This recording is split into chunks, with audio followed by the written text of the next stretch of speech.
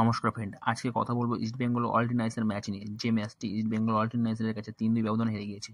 তো এবার যদি ম্যাচের কথা আসা যায়, শুরুতেই ডেভিডের গোলে 7 মিনিটের মাথায় ইস্ট বেঙ্গল 1-0 গোলে এগিয়ে যায়। শুরুটা দুর্দান্ত হলেও এই লিগটা ইস্ট বেঙ্গল বেশিক্ষণ ধরে রাখতে পারেনি। অল্টিনাইসার 13 মিনিটের মাথায় গোল করে স্কোর 1-1 করে দেয় এবং এরপরে তারা আবার 28 মিনিটের মাথায় গোল করে স্কোর লাইন 2-1 করে দেয় এবং হাফ টাইম শেষ হয় 2-1 স্কোর নিয়ে। 1 গোলে পিছিয়ে থেকেও ইস্ট বেঙ্গল বিরতিতে যায়। সো হাফ টাইমের পরে কোচ কার্লো কোয়াদ্রো দুটো চেঞ্জ করে, জ্যাকসন ও ডিয়ামান্টোস টিমে আসে।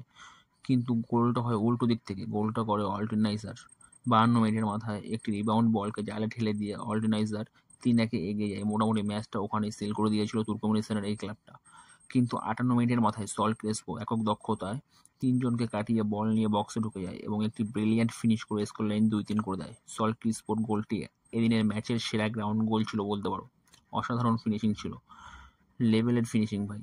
সল যখন বল নিয়ে গোল করার জন্য এগিয়ে যাচ্ছিল তখন অল্টিনাইসের ডি বক্সে মোটামুটি 8 জন ডিফেন্ডার বলটাকে ডিফেন্ড করার জন্য সেখানে ছিল, বাট তারা শেষ রক্ষা করতে পারেনি। সল ক্রিসপোর গোলটা দেখে ভাই একদম একটা মেসি মেসি ভাইব আসছিল, কি বলবো, জাস্ট ব্রিলিয়ান্ট গোল, অসাধারণ গোল বলতে পারো এক কথায়। তো এরপরে সেরকমভাবে আর খুব একটা সুযোগ তৈরি করতে পারেনি ইস্ট বেঙ্গল। তবে হ্যাঁ, একটা ওন গোল করে ফেলছিল প্রায় অস্টিনাসের, যদিও লাস্ট পর্যন্ত গোলটা হয়নি এবং এরপরে ক্লেটন সিলভা একটা বল গোল করে দিয়েছিল, যদিও রেফারি সেটা ফাউল দিয়েছিল।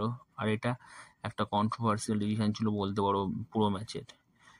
আর যেহেতু অল্টিনাসের 3-2 গোলে এগিয়েছিল, তারা প্রচুর টাইম ওয়েস্ট করছিল। মোটামুটি একটু টাচ হলে, মানে ইস্ট বেঙ্গলের প্লেয়ারদের সঙ্গে একটু টাচ হলে মাটিতে শুয়ে পড়ছিল আর উঠছিল না, যেন তারা ডিনার কমপ্লিট, এবার রেস্ট করবে, এরকম একটা ব্যাপার, যেটা ইস্ট বেঙ্গলকে অনেকটা ফ্রাস্ট্রেট করছিল। 3-2 গোলে অল্টিনাসি জিতে যায় লাস্ট পর্যন্ত এবং তারা এএফসি কোয়ালিফাই 2-তে পরের ম্যাচের জন্য সরাসরি কোয়ালিফাই করে নেয় এবং উল্টো দিকে ইস্ট বেঙ্গল ম্যাচ হেরে যায়। এর ফলে তারা এএফসি কোয়ালিফাই 2 থেকে ছিটকে যায়। তো এরপর east Bengal AFC challenge league খেলবে, যেটা একটু তুলনামূলকভাবে কম কোয়ালিটি দলেরা সেখানে থাকে।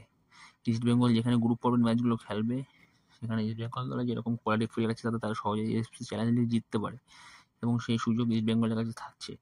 তো এটা একটা পজিটিভ দিক বলতে পারো। হ্যাঁ, এই বেঙ্গল টিমটাকে তোমাদের কেমন লাগলো সেটা নিচে কমেন্ট করে জানিও। 18 তারিখ তো বড় ম্যাচে ডার্বি আছে, তো তোমাদের মধ্যে ডার্বিতে কারা কারা ইস্ট বেঙ্গল হয়ে খেলতে পারে নিচে জানিও। আর চ্যানেলটাকে প্লিজ সাবস্ক্রাইব করে দিও।